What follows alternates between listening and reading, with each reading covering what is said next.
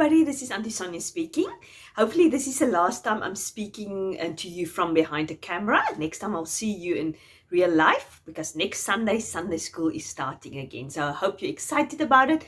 I'm excited to see each one of you. In the meantime, we're still going through the book of John and we're looking at a different perspective. And remember last time when I spoke to you, I told you if you look at something from a different perspective, it is you're looking at it from a different angle. You see if you can learn something new about it. So today we're looking at the resurrection and it's in John 20.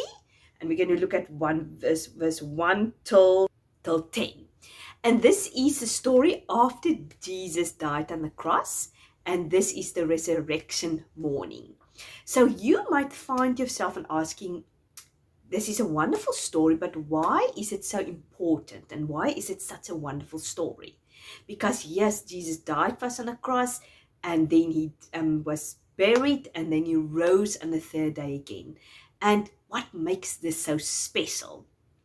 So I want to tell you about if somebody do something bad, or they break the law, or they maybe drive too fast, there is a penalty. Something needs to be paid. Now, in the olden days, in the Romans, it says in the Bible that the wages of sin is death. So wages is an old-fashioned word for penalty or a payment. So what it means is if you sin, somebody or something needs to pay for it. Now, you've got two options. You can say, I can pay for it myself, or I can trust Jesus to pay for my sin or the bad things I do. Now, if you say I can pay for it, you can say I'm actually a good person. And look at all these good things I'm doing, Jesus. So I'm doing more good things than bad things. So I can pay for my own sin. But it's never going to work, unfortunately. We will never do enough good works to be able to pay for the things we do, which is wrong. That's why it's important to put your trust on Jesus and say, Jesus, I cannot pay for my own sin. I need you to pay for my sin. And that's the good news of the gospel. Jesus said, yes, I will pay for it. You don't have to pay for it yourself because you will never be good enough. You'll never do enough good works to pay for your sin. I will take your sin upon me, so I will pay for it. I will take the wages or the penalty or the payment of death.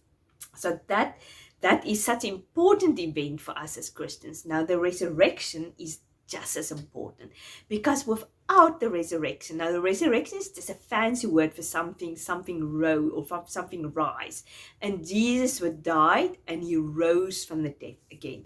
And that is so important, because if it wasn't for that, we will never overcome death. We will always be we will never see Jesus, and we will never spend eternity with him. So the good news is when you die one day, so maybe you've lost a grandma or granddad dying, or maybe somebody closer to you died. So, but the good news is if they put their trust in Jesus, when they close their eyes and they open it again, they are with Jesus, because he paid for them, and he had to overcome death for us to be able to do it. And that is the good news of the resurrection. So the story here is about Mary Magdalene. She was one of the ladies which was close to Jesus. She ran on the Sunday morning to the tomb. Now, she had to wait till the Sabbath was over. The Sabbath is a Saturday, and the Jewish people couldn't really do any work or travel a lot on the Sabbath. So she ran the Sunday morning. She ran to the tomb. She was obviously mourning for Jesus. She was sad. She wanted to see him. And then she got to the tomb. The tomb was empty. So what I'm going to do now is, a few years back, I went to Israel on a trip, and I visit an empty tomb. Now, they can't say with 100% certainty that could be the tomb of Jesus where he died. But when they looked at the Bible and they look at historic sort of writings, they've got a very, very good possibility. It's a very, very good possibility that it might be the tomb of Jesus. So I took a photo of it. So I'm going to put it on the screen with a few other photos for you to show how it looks there in the garden tomb. And then, yeah, it's quite interesting. So you can have an idea how it looks maybe when Mary ran to the tomb and she saw it was empty. The first photo is just how you go into the empty tomb. I think they blocked some of the part of the door with some bricks, obviously a long time ago. So this is where you enter it. This is a photo of myself and Auntie Tanya in front of it. So you can just go in there with that steps. And that's inside the tomb. Unfortunately, they blocked it up with a bar. You can't get close to it, but that's where they thought Jesus' body might have lied. So that's quite nice to see that. And this is a picture of Golgotha, which you can see almost look like a skull with that eyes in there. And that is where Jesus was on the cross. And it's very close to the garden tomb. So I hope you enjoyed those photos. And so you can understand a little bit more how it looks. So when she got to the tomb, it was empty. She ran back and she went to the disciples and said, the tomb is empty, the tomb is empty. Simon Peter ran ahead, and when he got to the tomb, it was empty, and they were bewildered. They didn't know why it was. For until then, they still haven't understood the scriptures that Jesus died and must rise again from the dead. So they couldn't understand it. They still didn't see Jesus as the savior of themselves. They saw Jesus still as a man. But later, they will understand why it was so important for Jesus to die and for him to rise from the dead. So that is why it's so important. So I want you to see it from that angle. When you celebrate the resurrection, which is going to be in Easter, which is usually around May, April, you can understand why it was so important, because somebody had to pay the penalty, somebody had to overcome sin, so that we one day will overcome death and we can spend eternity with Jesus. So I hope that was a good a reminder of you. And what I'm going to do, I'm going to flip the screen over, and then we're going to do a craft again, because you know I like craft, and I think there's going to be a word search for the guys or the girls even who doesn't want to do crafts. So you can keep this craft for Easter also. Most of the things I think you will have in the house. Otherwise, ask Mommy and Daddy to go and get it for you. I hope you enjoy it. But before I flip the camera over, let me pray and let's close off. Lord Jesus, thank you very much for the story of the resurrection. Thank you that it's true.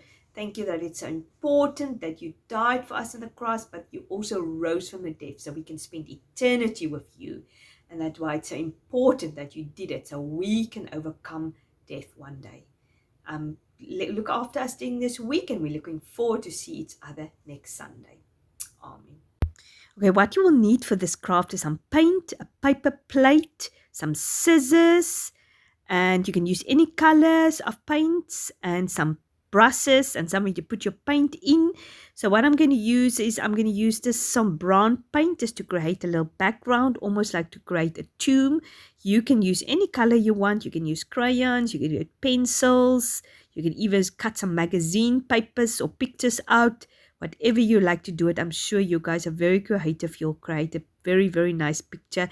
I've just done a small little picture just to show you more or less, give you an idea of how it should look. At the moment, I'm doing some grass here at the bottom, and then I'm using some pink paint, and I'm making some little flowers there at the bottom, because if you look closely at the photo of the tomb, there was flowers in front of the tomb. And then I'm using some blue paint to create some clouds in the sky.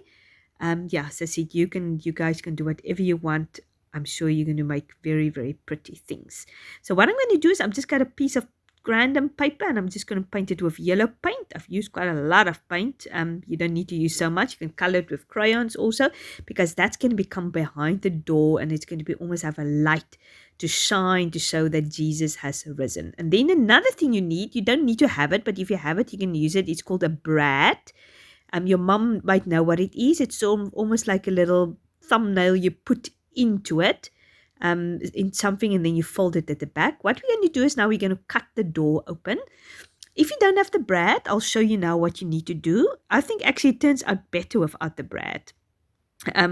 Or without the brad. Mine didn't turn out so well, so I always will say to leave the brad out.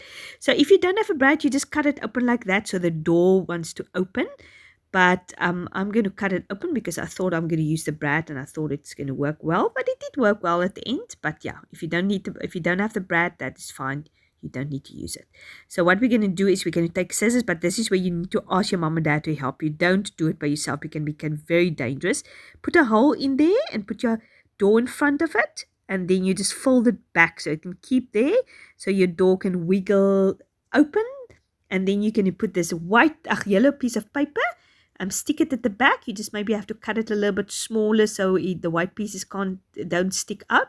Just turn it over, and then put some, I put some double-sided tape on it, but you can do whatever you want. And after you've done that, you just turn it over and you put it over the door.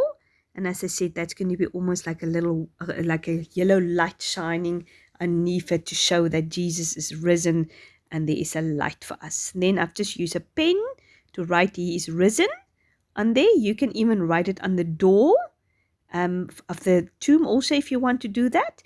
And then you can just use some popsicle sticks or any sticks what you have. You can go and pick up some sticks from outside.